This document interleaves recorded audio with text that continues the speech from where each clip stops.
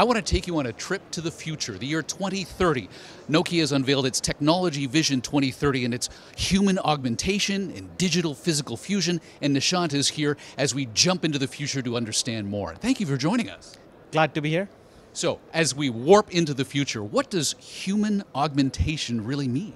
Well, before we jump in the future, maybe we take a step back to understand the full context, right? The way we think of the world, it exists today. The way we immerse ourselves into technology today is using the smartphone, is probably the closest device there is. There's some VR glasses, etc., etc. But the smartphone is probably the best representation of it. Is it immersive?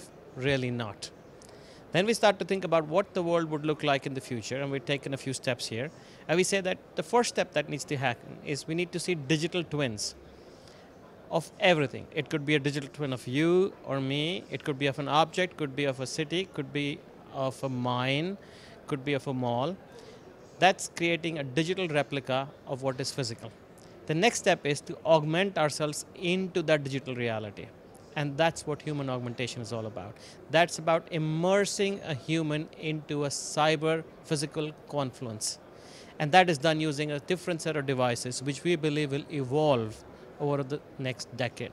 And once we have digital twins of things, we can then experiment with them and get a better understanding of what works and what doesn't. Exactly. So think about this. There's an engine that's actually in a plane that's flying, and then there's a fault. That's not a pretty situation, but if you could have a digital twin, a real-time fault analysis, and you could fix it with the digital twin, that's a fantastic outcome. Take another example. We're in a mine, and there are robots now everywhere, and there's a digital twin. Can I mobilize those resources to optimize the productivity of the mine using a digital twin? That's a good outcome, a productive, safe, and efficient outcome. Take another example, smart city, digital twin, and now we know that urbanization is a very real phenomenon.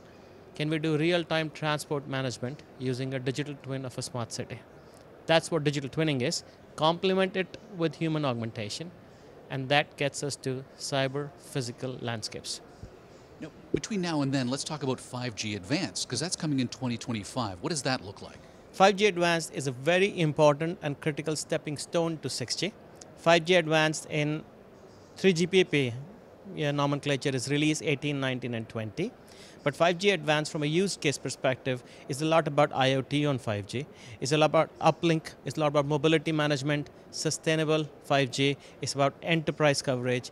All those features boosted with AI is the first step with 5G-Advanced. Then boosted another with steroids, and full AI immersion is 6G. How do we get to 6G? That's 2030? Yes, 2030. And the standardization will begin in 2025. We will have the early prototypes in late this decade. The first launch is expected 2030. A lot of work to be done until then. A lot of research. Bell Labs started research 18 months ago already. Because while 6G will be an evolution, the technology required to get there will need to be a revolution. So we're building the foundations today with 5G that gets us to 6G. Yes. We can't do that leapfrog. No, leapfrog is not a good idea. We're putting a lot of investment in place. We need to reap that investment. Like I said, it will be an evolution, but the technology platforms, the building blocks, they might need to be revolutionary. And that's why research already started, standardization in the second half of the decade, prototypes, products, applications, voila.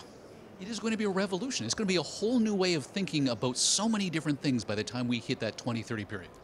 You know, it's the 5G Advanced is the start of the Metaverse. 6G is the immersion into Metaverse. Metaverse in our consumers, in our enterprises, and industries. That's what is going to be revolutionary. Fascinating future. Nishant, thank you for the insight. Thank you. Very excited. Mobile World Congress 2022 continues. I'm Michael Hainsworth.